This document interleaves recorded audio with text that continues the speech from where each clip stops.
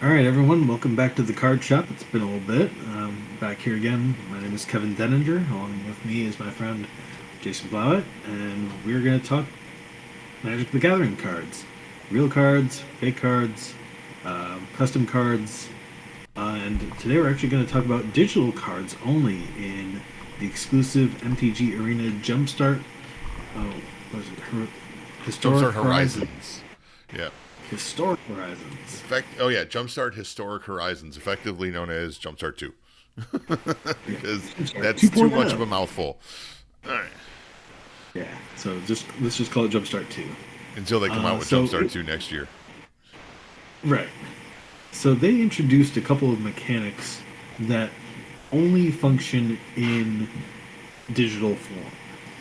Now, this has led to Putting them on the some screen right now.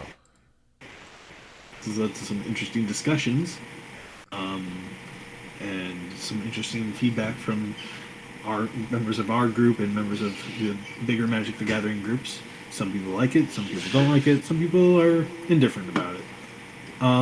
This isn't the first time Wizards of the Coast has released a digital only version of the game or of cards. Way back in the day, they had the Microprose computer game cards, if you remember those. I The do. Astral cards. Yeah. The Magic Rarities page has those. All how many cards are there? All 12 cards. It has cards like Fairy Dragon, which is a dragon that its ability is to play a random effect. So yeah, it has just some very weird and interesting cards, but um, these new abilities that Jumpstart 2.0 has are first Seek, which is basically a variant of a tutor effect. It can search your library for a random card and meets the criteria, and you don't have to shuffle afterwards. So Something let's you would talk about obviously. this one first. I've got it up on the screen right now. As you can see, Seek is on the screen right now. I don't know why I have Bloodseeker. You should be able to see that. Let's turn that off. There we go. All right, so there's are the actual cards that actually have Seek in them. Yeah. Oddly enough, this is the least used effect. Like you notice, white and red both did not get a Seek card. Green got two though, which is interesting. Okay. So as you can see, with Seek, you seek a card. It's got the Oracle text right there on the screen. You find a card at random from your deck, and then you put it into your hand. And as Kevin already said, you don't shuffle afterwards, which is really weird that it doesn't shuffle. Because obviously it doesn't need to shuffle because you're not searching. The computer is searching for you, so that's why it doesn't have a shuffle effect. Because I was confused by that first at two when I first read the mechanic. I'm like, why does it not shuffle? Right, because it's never looking at your deck. So you're not the one doing the searching. The algorithm is. Yeah, it's So, randomly. but interesting enough, like it's interesting. Like I said, it seems like they didn't do enough with the mechanic itself. Like I mean, it seems like there's so like this one seeks an elf, so does this one. Yeah. You know, it's it seems like they really didn't like this is. I think this one obviously Faceless Agent is probably the most fun of all of them. Right. It's a nice little slot, goes into any tribal deck you have, instantly Right. goes in because it gets any creature from your deck at random. The downside is it is at random. Right. But in any tribal deck, like that's an auto three slot, you know, Yep. and it's colorless, so it can go in any deck, you know. Yeah. That's pretty awesome. A really great. Yeah, it's a really great tutor. Yeah. Now, obviously, this one For also has any people. perpetual, but we'll talk about that later. So, what we're gonna do next is we're gonna design one of these cards. So I'm gonna switch. Let's see. Hopefully this works. Nope. Okay, hold on. Okay. So now we have our MSC open, and we're going to attempt to design a card with Seek to show you guys what it looks like. Oh, you didn't send me the photo. Where'd you send it to? Oh, oh. Hold on, I'll put it in the chat. Okay. Forgot about that.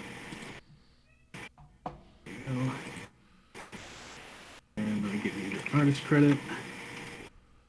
It's pretty. This one is a pretty straightforward idea. You can Okay. figure this one out just by the art. I'm going to copy this image. Let's see if it'll just do it. All right, so here it is. We have our artwork. We're going to go ahead and put the artwork in already. And forgive the zooming in effect. So you're going to get some pixelization there because I have it really zoomed in so you guys can see what we're doing. And this is by Jesse Flores. This is the card art we're going to attempt to use. All right, so Kevin, what do we want our card? We already know it's going to have Seek, so we'll leave ourselves a note here. This card has Seek. All right. So what do we think we should do? Right. We're going to give it one of our fancy. How crazy do we want to go here? Do we want to? We can go something very simple like just seek a land, or like pay X and seek X lands. Ooh, a land fetch one. We haven't seen that yet. So, Yeah. let's see. How do you seek lands at random? Well, I think if you, let's see, like how broken do we want that to be? Because we could let it get any land. Anyway, right. You know, Which would be which I don't know. Like I think that would be worse than seeking only basic lands. Because think about it: if you were running it in a mono green deck, and it was search any land, you're not going to get your the chances of you getting your Gaia's Cradle is almost zero. You know, you're Right. probably going to hit a basic land instead of a Gaia's Cradle. well before, yeah. So yes, letting it search for any land would probably be pretty bad. Right, because it's Now- not self-inscribing. You're not searching directly for that land. Yeah, you're not searching. What if we now? Do you think it would be too broken if we said seek a non-basic land? Because then you could have, like in theory, like if you were doing seek non-basic land, well, then you could be running one Gaia's Cradle in your deck, and it would auto go get your Gaia's Cradle every single time. Right. And that's the question: is do we want to make a card that broken? That's the question, but it's like That's an You know. excellent question. Because Right, you but- can't even put a rarity on that. Because it doesn't matter what the rarity is. It always works. It's never going to Right. not work. You know? yeah. It's now, if it was just it's seek like basic land, then that's a common. You know? right. That's it. All day. And it's not even good. Yeah. Unless it would cost a Right. single... Unless it was... You could do something like this. If One it was something green. like seek basic land into play untapped, that might be good. Because your question is, obviously, when it comes to putting lands into play, at 1 mana, we usually get lands into hand. That's usually the effect. At 2 mana, you get Rampant Growth effects, where it puts it into play tapped. So the question is, how do we make it better than Rampant Growth, but not broken enough that you would never play Rampant Growth? You would only play this. So what if it said seek a basic land card, and then untap up to 2 target lands? Ooh. Boy, I don't know. I don't know how I feel about untapping lands in green. That seems really strong. Garrick did it. Garrick did it, but Garrick Garrick. cost 4. Right. I mean, that's true. We could, if this was 2 green at sorcery speed, you're Yeah. probably talking a common at that point because it's not good. Right. You know, you're paying 4 to get 2 back. I mean, essentially, you're nature's luring at that point. Kind of. Nature's Lore nets you 1 extra mana. Nature's Lore is pay 2 to get 1 untapped. So Right. this is pay 4 to get 2 untapped. I guess it'd be fair. Let's do that. Let's see, what's the wording on this? It's it have to be like seek a basic land Card. card. It has to be card? Yeah, card. Yep. Put it onto the battlefield tapped. Untap up to 2 target lands. What about that? So you don't have, right. So you don't have to untap the land you Oh, whoops. get. Untap up to 2 target lands. Yep. Yeah, So you there can we go. untap any 2 lands. I think that's fine. I think it's fine. I think that works. All right, what are we going to call this thing? Planting season. Planting season. Something nice and simple. Look at that. We were just more I like creative than anything that Wizards did. All right. I like that frame right. too.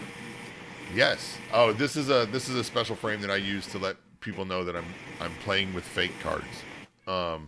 Nice. So when I have proxy cards, I use this frame so people know that like that's a proxy. And I also put the word proxy down here. I always put like, Yeah. proxy. Not for sale. Proxy. Although this one would be custom, so they know it's fake. All right, that was fun.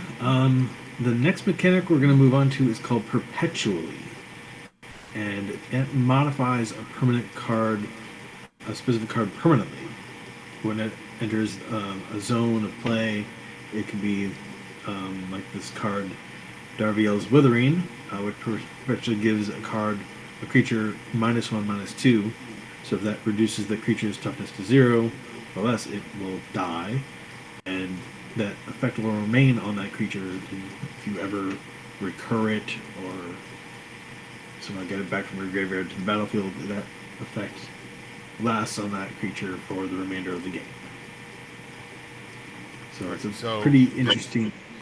Yeah, it's a really neat idea. Obviously, there's a problem with perpetual hitting things like commanders. Obviously, this card and this card this card and this card have already been banned in Arena Commander.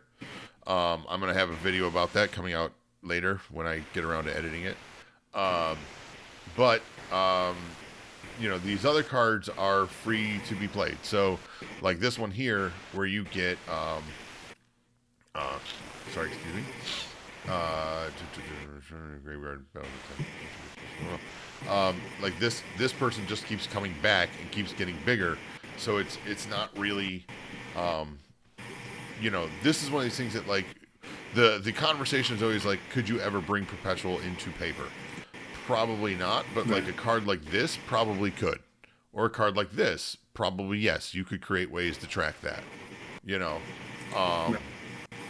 but it's the interesting thing about Perpetual is that it's a neat little effect that you can do with computers that like, oh yeah, this always works, which obviously makes Perpetual like one of the strongest mechanics they've ever made in Magic.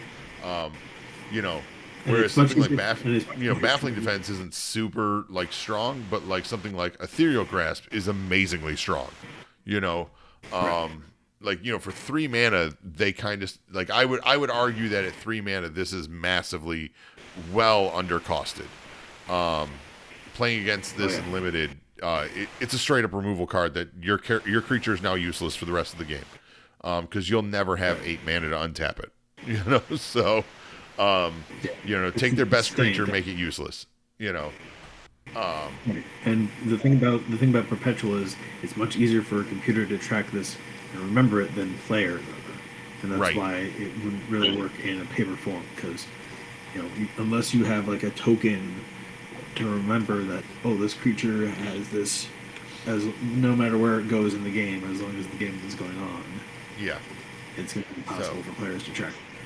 yeah, it makes it really really hard to keep track of this stuff. And so yeah, I would argue that some of these again they did seem to do a lot more exploring in this design space than they did the previous one of Seek. Um, Yeah. but I would still say that like some of these ones again, like it seems like as a first time out, they kind of screwed up some of these ones. Like I'll tell you again, playing against this one in limited, you just lose, you know, because it just keeps getting bigger and bigger and bigger, and it pumps the card in your hand as well, which is insane, and all that for the general cost of 1 mana and some and some energy. You know, Right. in an energy deck, this thing becomes unstoppable. Um, so, yeah, I think things like this are not that bad in perpetual. You know, giving a creature permanently to +2/+2, not that broken. It's when you can repeat perpetual effects over and over again. You know, something like this, or something like this, or this. That's when perpetual really becomes a problem. And I think that the long and short of it is that Wizards of the Coast probably didn't think this one through very well. Like this one here, being able to perpetually give it +1/+0. And obviously what this perpetual is actually based on, if you read through the lines, there was a card in Unhinged called Staying Power. And this is Staying Power. Unhinged in Staying Power, it said until end of turn effects don't wear off. You know, so that's what this is. You know, like this card here would normally get +1/+0 until end of turn, but now it just stays on forever. Like, you know, so it's interesting. As someone who plays a lot of silver bordered Magic, it's interesting to see. Like, it was always fun to play with Staying Power to see like what kind of really broken effects you could get with Staying Power, and now here it is in actual Magic, in black bordered Magic, and there's some really crazy things you can do with Staying Power when you put it into black bordered Magic. So let's go ahead and let's design a perpetual card. So we're up here. We'll get rid of this. Make sure that it actually popped up in OBS. Yes, it did. All right. Yep. So we're gonna create a new card. You got is that the artist credit there? Gunship. Yeah. Gunship Revolution. That's the artist credit. Okay. I wasn't sure if that was the name of the artwork. Okay. All right. So here we are looking at a. We're gonna try. I'm assuming this is a white card. Looking at the picture.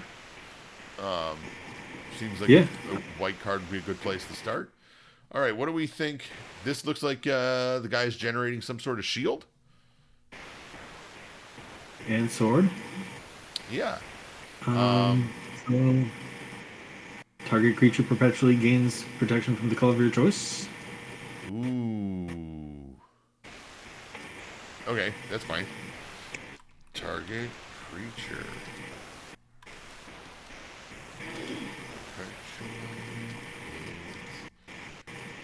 Protection from the color of your choice. Ooh. Let's make it super good and make it an instant. Oh yeah. Instant speed, yeah, protection, yeah. Yeah. Well, the amazing thing is obviously the more of this you run in your deck, the better it gets. You know, especially if you're playing a format where you can just target the same creature each time. You know?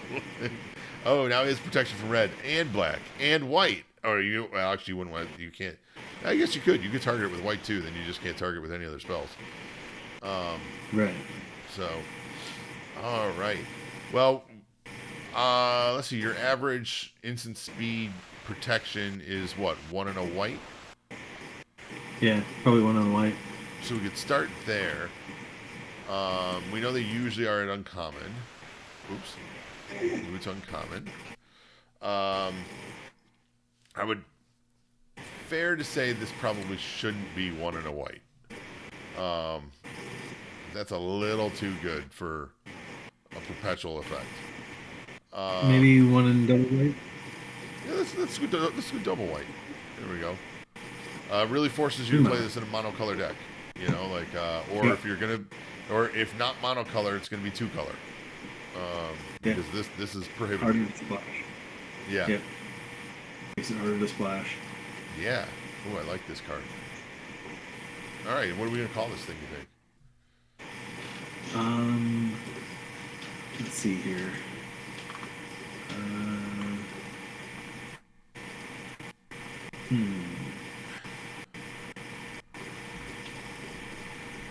Endless Faith. Let's no. How about this? How about Steady Faith? Steady Faith. Because it's Yeah, perpetual. Yep. There we go. I like how this one is one of these ones where the artwork so clearly determined what this card was going to be. We both instantly jumped to protection. Yeah. Looking at this, you're like, oh, that's protection. That's awesome. That's great. All right, let's jump in. Give me a minute here, and we will look at the third mechanic. And we're good to go. Oh, there you go. All right, that was fun. And now we're going to move on to the third digital-only mechanic, and it is called Conjure. And it literally creates a card for you to use out of nowhere. It's not a token. It's not a copy. It's an actual physical card that can go wherever you are conjuring it to. Your hand, your graveyard, your library. It can go anywhere the card tells you to put it. And it just has to name the card by name. That's really all it has to do. It says, conjure a card named Black Lotus. And, oh, look, you get a Black Lotus. Mm-hmm. Now, there was a card from Modern Horizons 2 that kind of does something similar to this. I forget his name. We talked about this in our previous podcast. Yes, we where did. the concept of creating cards out of thin air, it was a thing, and now here it is, albeit a more repeatable effect and a much more extreme effect. But it's the same concept. So people who this is. The professor did a video about this, and I would agree with him. This is probably, of the three abilities, this is probably the one that you could do in Paper Magic. If you were dedicated to bringing this card out, because you would just need to own a bunch of copies of these extra cards. Like using Stormfront Pegasus here as an example. If you owned, and I can tell you right now, I have a box full of them. If you owned 20 or so Stormfront Pegasus, go ahead, play, print out a copy of Windsteed Trainer. Like, it's doable, Yeah. And Garth One Eye basically does this, but he actually makes copies. Yeah. And then you obviously this one's less doable. I doubt you have a million tropical islands laying around. Right. Yeah, that one's a little bit harder to accomplish for most players. Yeah. All right. But yeah, it's really, it's a neat effect that you could bring into actual paper, which is what we're about to do here. We're going to create our own version. So here we go. Let's get rid of this, and we'll go ahead and go back to here. Here we are. Make sure it's on the stream. It is on the stream. Get a new card. All right, so Kevin has sent me over a photo. Here we go. Nope, didn't copy. Let me try again. There we go. Look at this sweet artwork. Look at that. I'm enthralled by this artwork. Whatever this card is that we're making, I want it.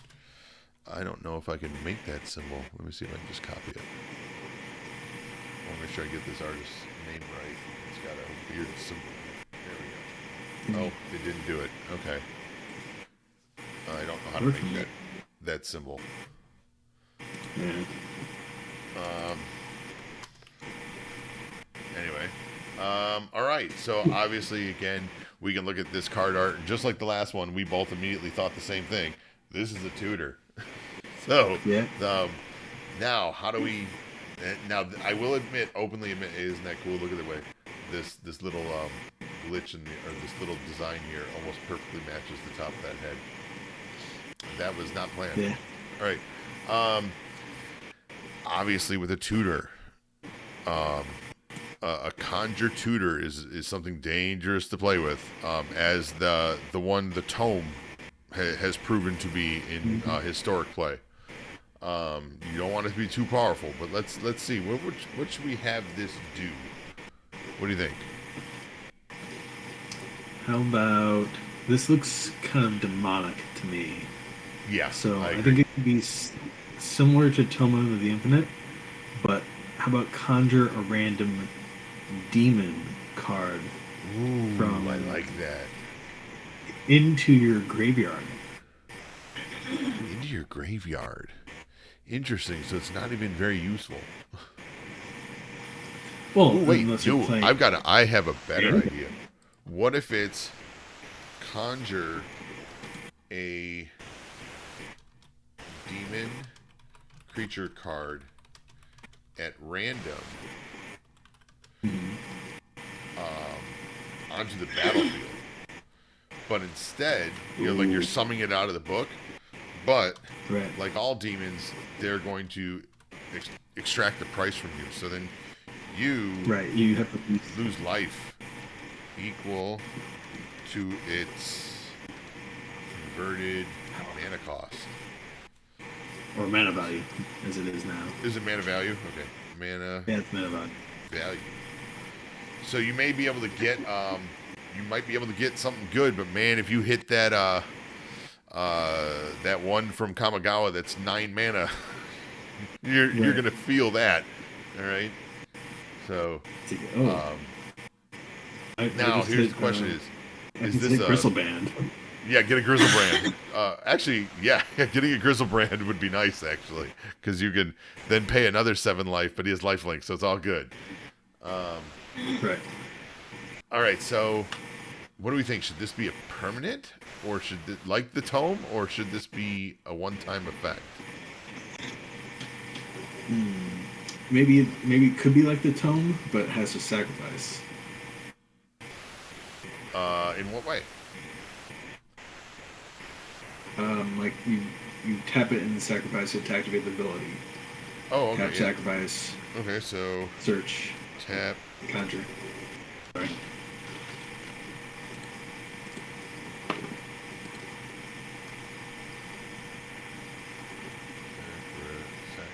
I don't know why I can't spell this.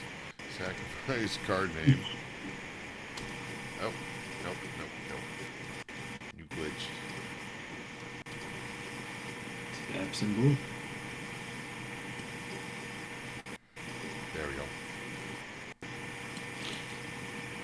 All right. Now the question for this one becomes, since it's just tap sacrifice, how strong is too strong with this? Because if it costs a single black mana, that's turn 1. Right. A turn 1 Grizzlebrand. This is going to cost at least 5. Yeah, I think we're gonna have to go 5 on this one. Let's make it super expensive. We'll go 5 black. We're gonna make you pay for that demon. Oh, yeah. You're gonna play this in a black deck, as you can see. Now we just need a name for it. First thing that came to my mind would be Vile Ledger. Ooh, I like that. Vile, but I don't know how to spell ledger. Leger.